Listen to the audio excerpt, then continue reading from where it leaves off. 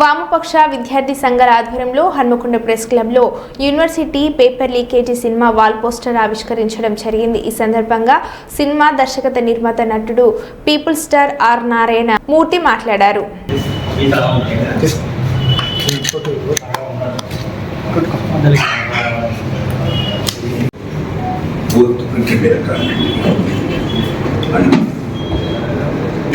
University paper నా స్నేహితుల cinema తీసిన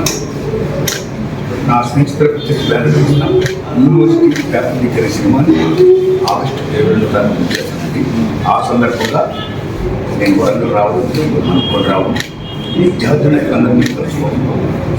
సో నా సినిమాను ప్రమోట్ చేసే భాగంగా ఇది యూనివర్సిటీ ఎడ్యుకేషన్లో మీరందరూ సపోర్ట్ చేయాలంటే ఎంతో ఆనందంతో ఈ ప్రెస్ మీటింగ్ ఏర్పాటు చేసినటువంటి విద్యార్థి నాయకులు శ్రీ సంతోష్ గారికి, శ్రీ సాయి గారికి, రంజిత్ గారికి, మిగతా విద్యార్థి నాయకులందరూ కూడా నేను హృదయపూర్వక ధన్యవాదాలు చెప్తున్నాను. వాళ్ళు ఇష్టం బ్రహ్మాండం చెప్పారు, సినిమాను ఆలోచిస్తామని చెప్పారు. ఆలోచనలో సభాముఖంగా మీ మీడియా మిత్రుల ముఖంగా వారందరికీ థ్యాంక్స్ చెప్తున్నాను. ముఖ్యంగా నేను తీసిన చిత్రం కోసం they are doing malpractice like paper leaks. అక్కడి నుంచి అవినీతి అధికారులు ఆ పేపర్ ఇక్కడ పట్టుకోవడం, పేపర్ ప్రశ్నపత్రాలు పట్టుకోవడం, వాళ్ళ విద్యార్థి కన్ చేయడం, వాళ్ళు రాసేయడం, same time they going get the racks. But నిజంగా బాగా చదివిన వాళ్ళు ఎంతో మంది ఉన్నారు, బ్రహ్మాండంగా 90 కష్టపడి చదువుతున్నారు. ఈ పూసు రాసిన వాళ్ళకంటే వాళ్ళు ఎంతపడ్డప్పుడు మేము పక్షత్వం అనుకున్నది ఎవరో వచ్చారే అనే ఒక భావంతో బాధతో చాలా మంది ఆత్మహత్య చేసుకుంటున్నారు. ఇది కరెక్ట్ కాదు. సో ఈ రకంగా చేస్తూ ఒక రకంగా అనేక మంది మరణాల కారణంగా వచ్చినటువంటి ఈ యొక్క తప్పుడు విధానాలకి వ్యతిరేకంగా ఈ సినిమా తీశారు.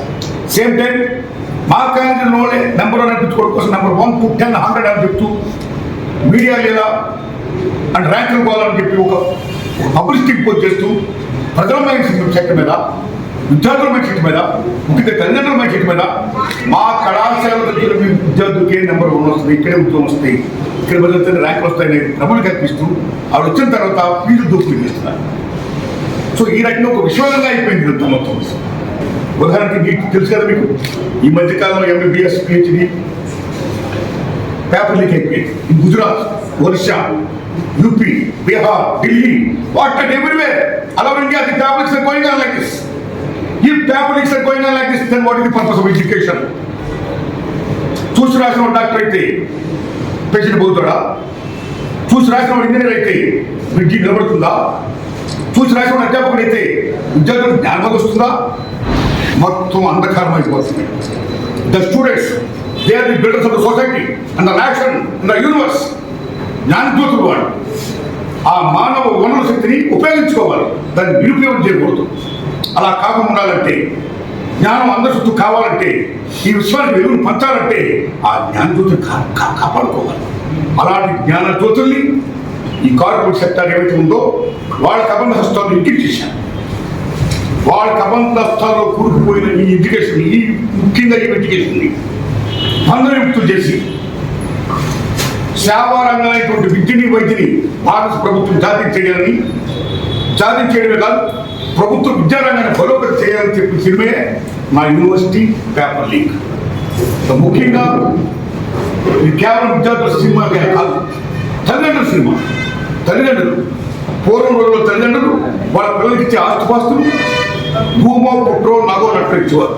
కానీ ఇవాళ దీనికి ఓన్లీ ఎడ్యుకేషన్, వాళ్ళ శ్రమతని సమస్తాన్ని ధారపోసి వాళ్ళ పిల్లల భవిష్యత్తు కోసం ఎంతో కష్టపడుతున్నారు.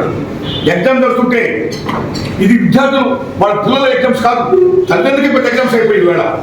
అలాంటి తల్లిదండ్రులకి వాళ్ళ పిల్లలు ర్యాంకులు వస్తాయనుకున్నప్పుడు ర్యాంకులు రానప్పుడు, ఉద్యోగాలు వస్తాయనుకున్నప్పుడు ఉద్యోగాలు రానప్పుడు, ఈ పేపర్లు గెలుచున్నప్పుడు ఎంత భూమికి గురవుతుంది. అలా కాకుండా ఉండాలంటే ఇమ్మీడియట్గా విద్యని, వైద్యని జాతీయం చేయాలి. ప్రభుత్వ రంగమే ఈ విద్యారంగాన్ని బలోపేతం చేయాలి అని చెప్పిన నా యూనివర్సిటీ పేపర్ లీక్. ఇది ఆగస్టు 22 తారీఖు విద్యార్థులండి.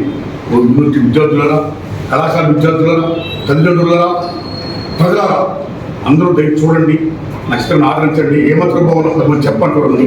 ఇంకా నేను నక్షత్రం తీరండి, శక్తిని ప్రసరించండి. థ్యాంక్స్ అలా. థ్యాంక్స్.